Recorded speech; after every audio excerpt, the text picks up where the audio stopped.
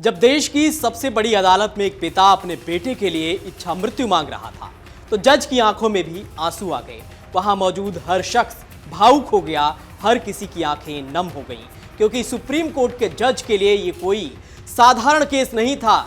जिस न्याय के मंदिर में अभी जान की भीख मांगने लोगों को देखा गया, वहां पहली बार ऐसा भावुक लम्हा था जहां एक पिता जो इस उम्मीद के साथ 13 साल से अपने बेटे की सेवा में लगा था कि एक दिन वो जरूर ठीक हो जाएगा, वो आखिर बेटे के लिए इच्छा मृत्यु क्यों मांग रहा था। नमस्कार, मैं हूं प्रभाकर तिवारी। चलिए आपको बताते हैं कि आखिर मामला क्या है। सुप्रीम कोर्ट ने एक असाधारण फैसला सुनाते हुए 13 साल से कोमा में रह रहे हरीश राणा को पैसिव इच्छा मृत्यु की अनुमति दे दी है। यह निर्णय भारत में मानव गरिमा के साथ मरने के अधिकार की दिशा में एक महत्वपूर्ण कदम माना जा रहा है। कोर्ट ने फैसला 2018 के कॉमन कॉज मामले में दिए गए अपने ऐतिहासिक निर्णय और 2023 में जारी किए गए संशोधित दिशा निर्देशों के आधार पर सुनाया है।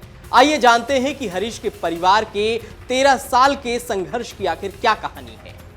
उम्र ढल रही है और माता पिता को ये डर सता रहा है कि वे हमेशा अपने बेटे के साथ नहीं रह पाएंगे। ऐसे में बेटे के लिए इच्छा मृत्यु की मांग करना उनके लिए आसान नहीं था, लेकिन हर दिन उसे इस हालत में देखना भी उनके लिए बेहद पीड़ादायक है।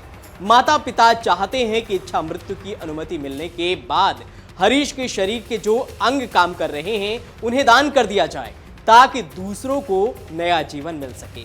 ये मार्मिक बातें हरीश के पिता अशोक राणा ने सुप्रीम कोर्ट से बेटे की इच्छा मृत्यु की अनुमति मिलने के बाद कही। राजनगर एक्सटेंशन स्थित राज अंपायर में रहने वाले 31 वर्षीय हरीश राणा पिछले करीब 13 साल से बिस्तर पर हैं। उनकी सांसें तो चल रही हैं, लेकिन शरीर पूरी तरह से निष्क्रिय हो चुका है।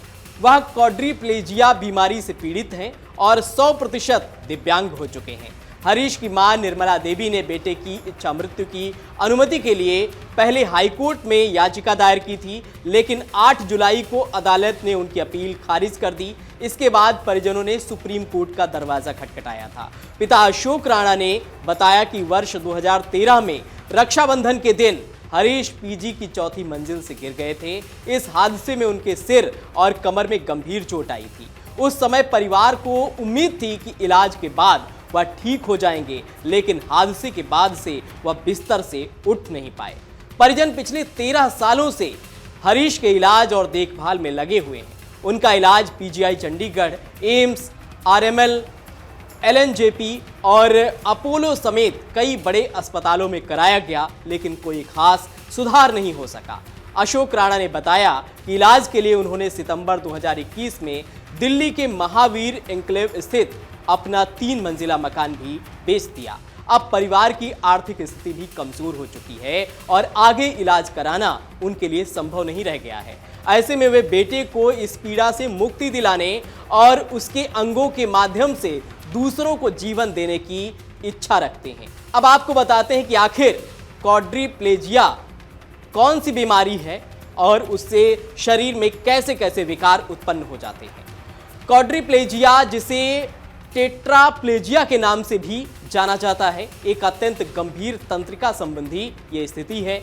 इसमें व्यक्ति के शरीर के 4 प्रमुख अंग, दोनों हाथ और दोनों पैर लकवाग्रस्त हो जाते हैं, जिससे उनकी गतिशीलता और कार्य क्षमता पर गहरा प्रभाव पड़ता है। यह स्थिति मुख्य रूप से रीढ़ की हड्डी में, विशेषकर गर्दन के क्षेत्र में गंभीर चोट लगने या किसी बीमारी के कारण उत्पन्न होती है। हरीश के स्वास्थ्य में सुधार न देखते हुए आखिरकार सुप्रीम कोर्ट ने उन्हें पैसिव इच्छा मृत्यु की अनुमति दी है।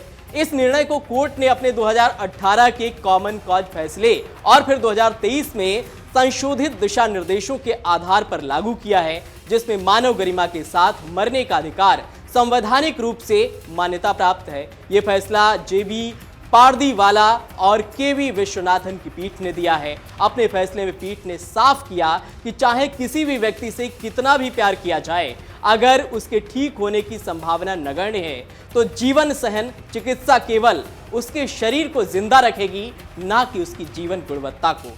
इस दौरान अदालत ने हरीश राणा के माता पिता की भी सराहना की। कोर्ट ने कहा कि उनके माता पिता ने 13 साल तक अपने बेटे का साथ नहीं छोड़ा और लगातार उनकी देखभाल की।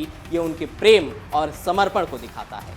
हरीश राणा की बता दीजिए कि क्या स्थिति थी, कैसे थे, कब से वो मामला क्या था पूरा? नॉर्मली 21 साल की एज में वो बीटेक पढ़ने के लिए पंजाब यूनिवर्सिटी गया था, चंडीगढ़ में था। वहां से 4th फ्लोर पे फर्स्ट ईयर में ही 4th फ्लोर पे से वो गिरा दिया गया। उसके गर्दन में बहुत सीवियर चोट लगी, मतलब पूरा हेड इंजर हो गया और तब से ही वो 100% पैलेटिव केयर पे चला गया, मतलब कोई रिकवरी के चांस नहीं थे। और 20 अगस्त 2013 की ये बात है और आज हम 2026 में खड़े हैं। 13 साल की लगातार मेहनत से सारी तरह की जितनी भी एडवांस चीजें अवेलेबल है मेडिकल साइंस की, सारी यूज की गई, लेकिन कोई भी रिलीफ नहीं मिला। तब हम सुप्रीम कोर्ट आए। इससे पहले हम हाई कोर्ट गए थे, हाई कोर्ट ने रिजेक्ट किया। उसके बाद सुप्रीम कोर्ट आए, उसके बाद भी सुप्रीम कोर्ट से भी एक रिलीफ मिली थी। अब 3rd स्टेप में हम एमए में आए थे, मिसलेनियस एप्लीकेशन लेके, और जिसे अलाउ कर दिया गया। आपके राज्य की खबरें, आपके शहर की खबरें सबसे पहले जानने के लिए देखते रहें अमर उजाला। चैनल को सब्सक्राइब जरूर कर लें और पाएं हर अपडेट।